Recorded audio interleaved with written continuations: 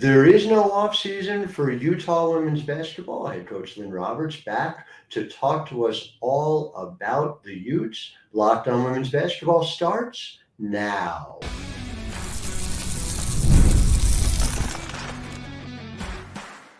You are Locked On Women's Basketball, your daily podcast on women's basketball. Part of the Locked On Podcast Network, your team every day.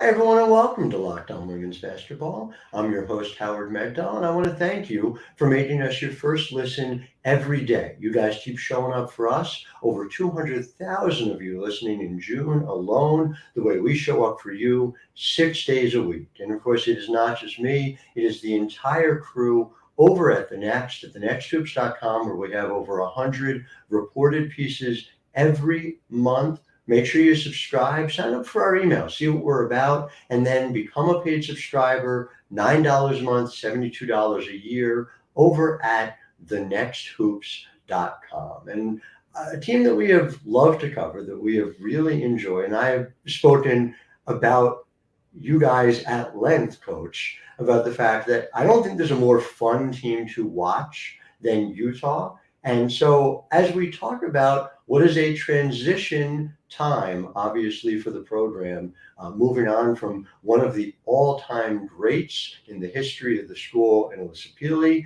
and moving into a new conference, I'm eager to get a handle on both who is new, who's coming in now. We'll talk about that in segment one. Segment two, about how things change moving conferences. And then in segment three, what does success look like writ large? But just want to start here, Coach, with when you are thinking about the season here during the summer, how much of your time are you thinking about X's and O's? You know, how much of your time is spent on the way in which you're going to build culture? You know, what do you use the summer for in that way?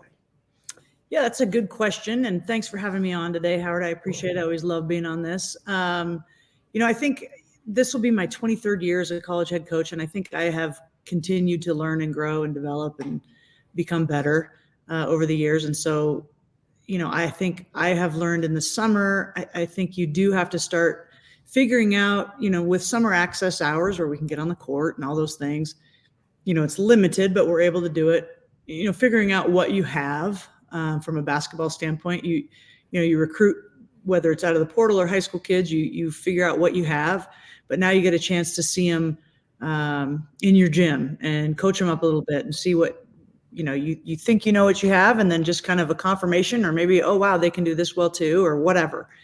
And so I do, I am I am a total basketball junkie, basketball nerd. And, my Twitter feed or my Instagram, all it seems to be is just basketball stuff. And so I just consume all of that, and I bookmark things, and I've got all this, I'm a nerd. I just proudly wear that now. So yeah, I'm constantly clipping and saving and thinking of things that we can become better at, and little tweaks we can do. So yeah, but it's also time to build culture. Being here 9 seasons, our culture is pretty strong right now. I think we've figured out what type of player thrives here, what type of player fits in, because it's, fit is a two-way street. They've got to fit in with us. We've got to fit in with them. And I think we've kind of honed in on what a successful women's basketball player looks like here. And so our culture is kind of full speed ahead. And so we foster it, but we don't have to spend too much time trying to develop it, if that makes sense. It does. And what's interesting to me when you talk about what makes a good basketball player there, number one, and number two, honing in on the things that you want to do better.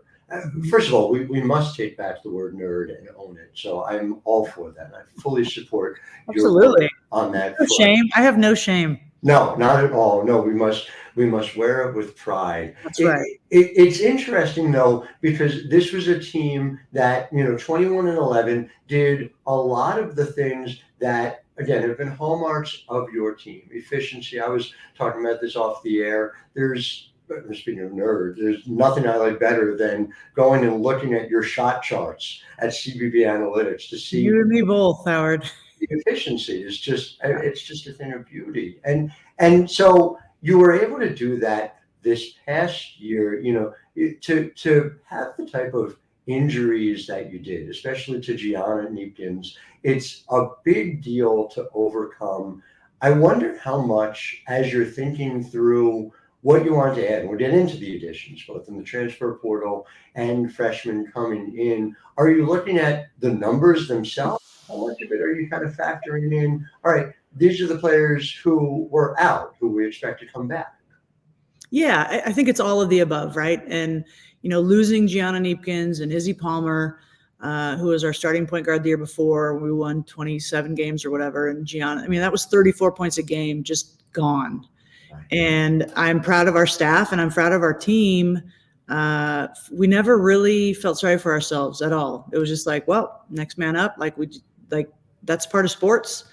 And that put a lot more pressure on Alyssa Peely. Our depth was suddenly suspect. And so we had to adjust defensively, all the things, but that's what we get paid to do. And so I'm not asking for any sort of accolade for that, but that was what it was. And in that, I'm incredibly proud of what we were able to achieve in the Pac-12, despite the adversity. And we had a lot of other things too, injuries that people missed a game or two or whatever. It seemed to it's one of those years. And again, this is sports, but nothing ever seemed to go our way in that regard. But we still, we won 4 top games against top 10 opponents and we did well. And I think we squeezed everything we could out of that group. And so for that, I'm proud. Now, what can we get better at? A whole lot, a whole lot. And, 21 games is great. And NCAA tournament and advancing is great. But to me, it's not good enough. And so we don't have enough time on your podcast to dive into all the things that we're going to be better at next year. It's interesting, though, and something you are getting a lot more time on, and it makes a lot of sense, is that Utah was smart enough to sign you to a contract extension through 2030, which, again, it's hard to imagine that there is such a year as 2030. I know.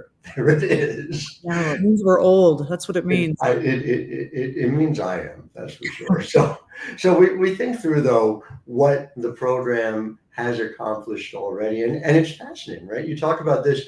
This was a team that, and I wrote this, that absolutely had a claim on a potential title favorite status, certainly among the teams that could have that conversation. So a 5 seed, an NCAA tournament win, these are the types of things that at Utah would have been a very big deal not too long ago. And we'll get more into this in sort of the arc going forward, but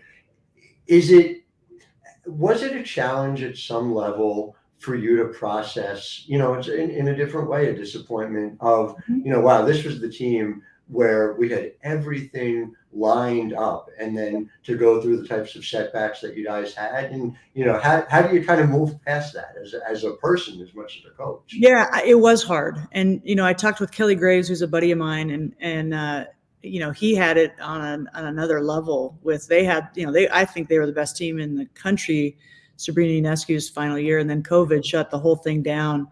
What a bummer, and that's just it. But he and I talked about that, and obviously I'm not equating our team to that team, but we had a realistic chance to make a Final Four. Would it have been hard? Absolutely. Would things have had to gone right? Yes. But we had a good shot, and I think we all felt it, and the team was locked in and ready to go. So with, when Gianna went out, I think we all didn't want to admit it. No one wanted to admit, I wonder if we can still do it. So we never talked about let's change our goals. We just talked about, plowing forward and being better and all the things. But yeah, it was hard. But it is what it is, right? Nothing is gained by wallowing in that. For me as the leader, right? Everyone's just going to marinate in that feeling and feed off of it. And then we do give ourselves, anytime, human nature, right? If you're given an opportunity to have an excuse, you're going to take it, especially with young people. And so I wasn't going to give us any reason to have an excuse. And that started with me. So I can't, say one thing and do another. So we just plowed forward. You add big size to this team that you didn't have. Correct. I mean, Alyssa Peely, we talked about this. She was a big, but she wasn't a big. No. I will never forget the way in which she dominated Camila Cardozo. I had the privilege of seeing that in person. Yeah. Because you guys were nice enough to come to the East Coast. So I want to lead off with that, with talking about that, because I have a feeling when you talk about the things you're looking to do better, interior play is probably a significant part of what you're looking to do. But want to hear more about this. Coming back in segment 2, Coach Lynne Roberts of Utah is here. I'm Howard Megdal. You're listening to Locked On Women's Basketball. Locked On Women's Basketball is brought to you by Game Time. Game Time gives you an opportunity not just to go to the games you want, not just games, concerts, theater, you name it. Game Time gives you all the easy ways to make new memories this year. You can go to the Game Time app, gives you the opportunity to not just select seats to what you want to go see, but gives you the sense of exactly where you're sitting. I go to these games with my wife, with my children. I go to theater, to concerts. They want to know what their view is from the seat. And the Game Time app gives you the chance to do this. Take the guesswork out of buying tickets with Game Time. Download the Game Time app, create an account, and use the code LOCKEDONNBA for $20 off your first purchase. Terms apply. Again, create an account and redeem code LOCKEDONNBA for $20 off. Download Game Time today. Last minute tickets, lowest price, guaranteed. Locked On Women's Basketball is brought to you by Miracle Made Sheets. Now, look, it's hot. It's really hot. I'm in the Northeast. It's hot here. It's hot everywhere. So it is the most important time to have sheets that make sure you're not too hot, you're not too cold once you ramp up the air conditioning. I highly recommend you check out Miracle Made's bed sheets. They are inspired by NASA and use silver-infused fabrics that are temperature regulating so you can sleep at the perfect temperature all night long. How do you do it? Go to trymiracle.com/locked on. Again, trymiracle.com/locked on to try Miracle Made sheets today. And whether you're buying them for yourself or as a gift, if you order today, you can save over 40%. Plus, if you use our promo code LOCKED ON at checkout, you'll get 3 free towels and save an extra 20%. Miracle is so confident in their product. There's a 30-day money-back guarantee. If you aren't 100% satisfied, you'll get a full refund. Upgrade your sleep with Miracle Made. Go to trymiracle.com/locked on and use the code locked on to claim your 3-piece towel set for free and save over 40% off. Trymiracle.com/locked on. Thank you to Miracle Made for sponsoring this episode and making my night's sleep better.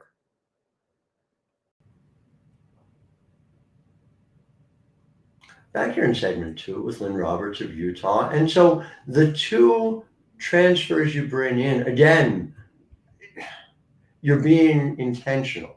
Everything that this program does is so intentional. It's just remarkable to see and obvious. But Kyra Evans, 6'3", Maya Toure, 6'3", both international players, both bigs that give you, I think, a different look, it's fair to say, than you've had in recent years. Take me through, specifically why them, but also what you're looking to address on the roster when you do so. Yeah, well, I appreciate your comment about intentionality, and that is a word that I use all the time. Who we recruit, how we play. It's not just like, oh, let's try this. There's very much intentionality to it. So we knew going into last season that, Peely was graduating, and we signed 3 freshmen who I love, and I think they're going to be great players for us. but they were all perimeter players, and we knew, so we wanted to, the portal is not something that I like to solely rely on, but it's a good resource when you need and when you have a need.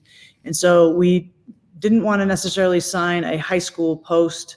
That's a tough position to come in without any depth above you, right? And so we said, all right, let's try to get 2 kids out of the portal in the spring. So we saved 2 scholarships. So what I'm hoping to get is, our defensive rebounding was really good. I want to say top, I think 11th in the country in defensive rebounding percentage. So we did a great job rebounding there. Our offensive rebounding was really bad. And so for us, again, intentionality, everything is about chances, right? Getting more opportunities. And so, we feel with our system and our roster, if we have more opportunities than you, meaning we rebound and we don't turn it over, we're going to win, right? Just laws of percentages. And so we needed to create more opportunities on offense. We don't have the defense, necessarily the tremendous athleticism and whatever to create opportunities on defense other than rebounding. So we got to get better offensively rebounding. And so both Kyra and Maya, who you mentioned, proven players at a high level. I'll start with Maya. I think she is somebody that a player like that we haven't had. She's 6'3", maybe 6'4". When she came on her visit, she was taller than I thought she was going to be. But just a great athlete. She can shoot the 3, but she plays really, really hard. And, at Rhode Island, she had a tremendous 4-year career. Sure did. I watched a lot of film on her. But she can really rebound, defend. That's something, Alyssa Peely, for all her prowess on the offensive end, that's an area where she's got to continue to get better defensively. So I think Maya makes us defensively better immediately. And then she can really shoot the 3. I think I mentioned that. But just a versatile 6'3", 6'4", athletic big, which is going to help us in the Big 12. And then Kyra Evans, played great minutes, started a lot at Michigan, but again, can be maybe what we didn't have defensively inside in the last couple of years with post defenders. We had to get creative when you're playing a Lauren Betts or anybody in the Pac-12, really. Everybody had somebody just huge that we didn't match up with well. So I think Kyra will help with that. She's a great rebounder. She can really shoot the 3. Seeing her in workouts, it's like, ooh. So those 2 are going to help. You can't replace, as Howard, you and I have talked about, you can't replace Alyssa Peely with another Alyssa Peely. She's an anomaly, right? Yeah. But what are some things that, and then it's also the luxury of we lose Liz, but we also have Gianna Neepkins back. We have Kennedy McQueen. We have Jenna Johnson. So it's not like we're looking to these new guys to come up with, the 80 points a game we average. We've got players. So maybe we become a little more balanced in our scoring. That's what I would like. Last year we had to rely on Peely because that's what we had to do. So that's what I'm looking for those 2, but they've been great so far. Actually, Maya is going into grad school. And so she doesn't get here for another week. Everyone else is here, but because visa situation. So, but she's working out. I'm FaceTiming or Zooming with her today at 4 to talk hoops. And so she's anxious and chomping at the bit to get here. So I'm excited about those 2. I think they're going to help us a lot. It's interesting, to sort of unpack a couple of those things. Number one, the fact that, sure, they're bigs, but they're playing for you. So they still have to be able to shoot the 3. That legitimately, is that just a prerequisite at this point? It's something, 2 parts to it. One is you probably couldn't have made it a prerequisite 10 years ago, simply because the number of skilled bigs who could shoot the 3 were just so few and far between. And just the other side of that is, how much do you think that gives you an advantage in the portal when you go after players you want, to that you are playing this way? Because I have talked to no shortage of players, both your own and others, who are delighted by the opportunity to play the 5-out game, play, frankly, the WNBA style. Well, and that is what helps us, right? It is it's not, I ripped it off from professional coaches. That's where I got everything, right? I'm a good thief, but it's a pro style game and pro style shot selection. And so, that does help with, everybody we recruit wants to play professionally. It's really hard to play professionally, especially in the W, right? As you know. So it does help with that. But yeah, a few years ago we had a center that was great and she brought a lot of value, but she couldn't shoot the three. And it fouled up offensively for us because they were just, her man never left the paint. And then that just it's just the domino effect of everything. So I'm excited about this year. We don't have a single player on the roster that can't shoot the three and for percentage. And so say what you will about our system, whatever, it's really hard to guard. The Division I average percentage of mid-range attempts is 16.7%. You are 3.5% last year. Again, it's just an analytics dream. And I must say, point of personal privilege, that is a two-way thievery that is going on. I've heard from WNBA coaches who watch you guys, who take what Utah does as well. So that goes in both directions. But to the point of your freshmen, it is a team that brings back a lot of experience. And you have Brooke Walker and Kylie Ray and Grace Foster coming from Australia. Do you see them as players who are going to be able to contribute, be part of the rotation right away? Just take us through how they fit for you. Yeah, I think so. I mean, I think I've proven over my career that we recruit these freshmen to be integral parts of the program. Yeah. And how, it's 3-part process. You recruit, you retain, and you develop, right? So we recruit them here. We've got to retain them in today's climate and develop, while you're doing that. Well, I think for me, I have learned if you have too many kids that aren't playing or don't have the opportunity to play, like earn a chance to play, then they're not going to be happy, right? So, I recruited all 3 thinking we need that. So, we have Inesh Vieira back at the point guard. We don't have another point guard. That's why we brought in both Brooke Walker and Kylie Ray can play the point guard. Brooke Walker, Kylie Ray, and Grace Foster can all shoot the three. Grace is a lights out shooter. They all can do things that are going to give them an opportunity to earn minutes. Mm-hmm. And the reality is we're going to need them to. So, at least 2 of them are going to have to play. And I like that. I want to play our freshmen. And part of it is also we recruited them since they were, sophomores. They know us, we know them, we know their families, we know everything about them. They know everything about us. So there's already kind of a built-in trust to where those are the kids you want to retain. Those are the kids you want to develop because they're bought into being a part of our program. So that's just kind of how we approach it. Now, are they all going to play? That's up to them. Do they earn it? Do they work for it? Are they efficient? Do they not turn it over too much? Like those are the things that are going to eliminate their minutes, but the opportunity is there for them. Opportunity without promise, which is the only reasonable way to handle any of this. And just to your latter point, Gianna not only played a ton her freshman year, she was just shy of 50, 40, 90 for you as a freshman. I know. She's you think healthy to start the season? You think she's on her way? So she had, it was quite a brutal injury to her. Yeah. And, she's had 2 surgeries, one to fix it, and then another one later to take all the hardware out. And so she was immobilized for so many months. Now it's like, she's healthy, right? It's healed, but we have to be very, very wise, put her in bubble wrap because if you give her an inch, she's going to take 7 miles. So we have to continually pull the reins just so that all of her soft tissue can acclimate and get stronger, but she'll be ready to roll before season starts, but she's not quite there. And man, she's ready to roll. Seeing her back out there is going to be a treat. Yes. Not just for you guys, but for everyone who loves the game. Cannot wait for it. Well, she'll be doing it in a new conference, which I know is not news to you or anybody else. We're going to talk about that in segment 3. Back in a moment with Lynne Roberts of Utah. I'm Howard Megdal. This is Locked On Women's Basketball.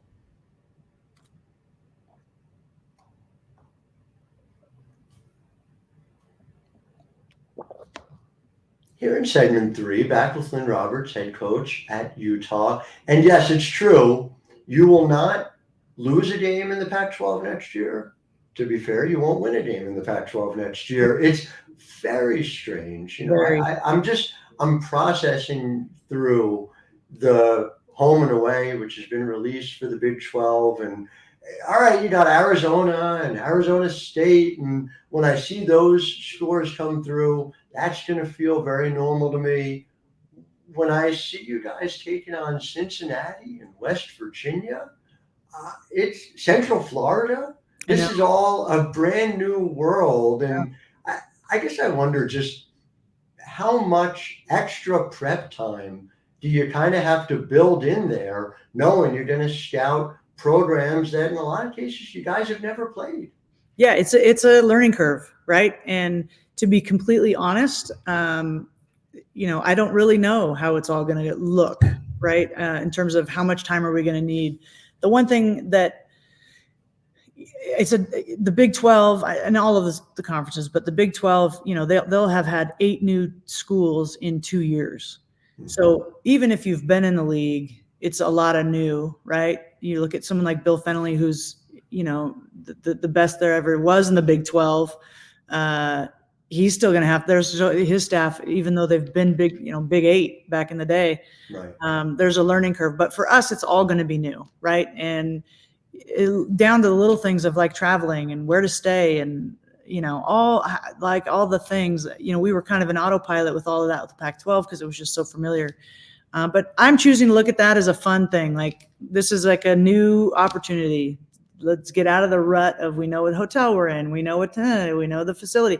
Like, it's new, it's exciting. We got a place to go. And it's like the injury thing. If I choose to focus on the risks of that or then what's gained. So I'm excited. A lot of respect for the Big 12, and there's some really, really good teams in there. And,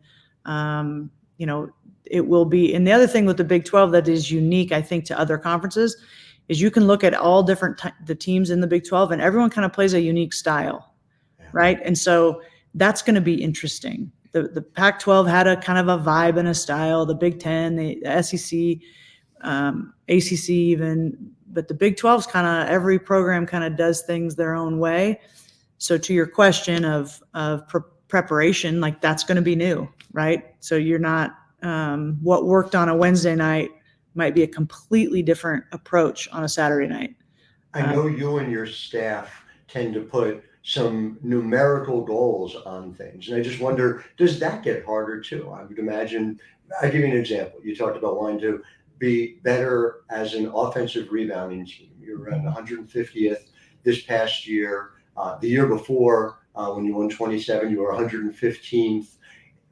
Do you set a number there, or is it more fluid, just knowing, look, there's relatively few common opponents, and so it doesn't necessarily tell us exactly where we are to make those numbers? Or do you simply set those goals and understand this is where we want to get to no matter what conference we're in? Yeah, I think you set the goals in terms of where we want to be in the country, right? Mm-hmm. 115th is not good enough if you want to be one of the last teams standing in the country. It's just not. To be in any major category, you can't be that low in anything significant, right?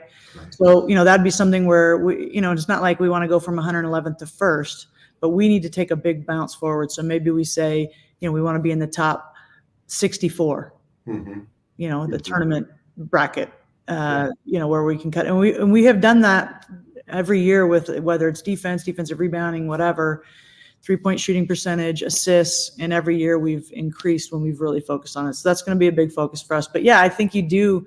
Will it be a learning curve? Yes. Are there going to be teams where we, after the game, kind of lick our wounds and be like, wow, we got to adjust next time we play them? Of course.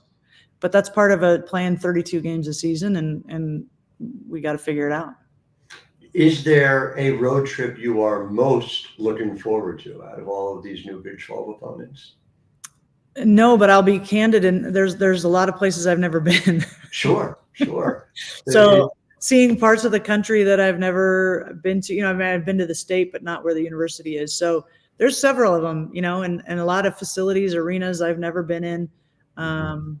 But again, that's part of the fun of it, right? This is a fresh page, turn the page, something new. Let's roll. Let's go. To that end, and the last part of where I'd love to get your sense of it. This is a team that has now made the NCAA tournament in 3 consecutive seasons. This is a team that has been a contender for, quite frankly, a basket away from beating the team that eventually won the national. I don't mean to bring up a sore subject, but a basket away from beating the team that won the national championship the season before last. So that is the level that you have reached in the Pac-12, which we both believe was the best basketball conference in America. As you are looking at the Big 12, as you are looking at what the program can and should be, leave aside for a moment those analytical numbers, and what does success look like for you, big picture, as we're talking about the arc between now and the somehow not fictional 2030? That's a big question. That's a good question. I think, all of us coaches are a little bit weird and never, it's that you're always chasing something, right? Yeah. And so while we have done amazing things here that people told us we couldn't do, and while that is rewarding, that's not the final goal. And so I still feel like we're still the hunters. So for me, what does it look like in the next, several years? The things that I can control, I can't control conference realignment. I can't control a lot of things, who we play where in the league and road or what, I can't control any of that. So I'm not going to think about it or focus on it. But what my goal is always going to be is to, I think we have gotten over the hump where the expectation is we make, expectations and goals are different. Right. We're expected to make the NCAA tournament. I'm expecting to, not saying therefore we will. Obviously you got to earn that, but that's the expectation. I think with where women's basketball is now, you have to be a top 4 seed. You have to host. For us in Gonzaga last year, it came down to, I don't know what decision it was.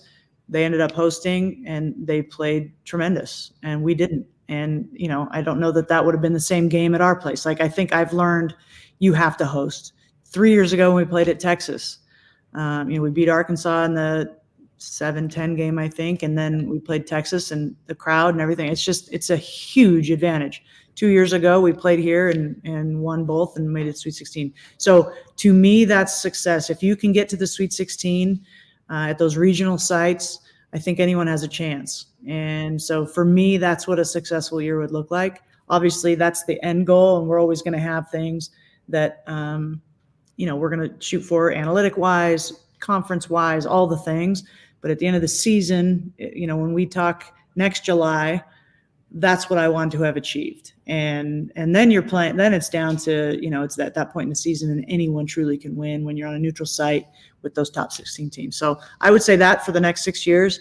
But I'm not happy just to get to the Sweet 16 and high five and go home, right? I want to win those games too. I would just say to our listeners, betting against Utah, doing all that and more, you will be doing it at your peril. Lynne Roberts, I appreciate your time. I would be disappointed if we don't talk until next July, as we will be covering the program quite a bit between now and then as well. But thank you for your time. To our listeners, thank you for making us your first listen every day. We will be back with you tomorrow, as we are 6 days a week. Until then, I'm Howard Megdal, wishing all of you a wonderful day.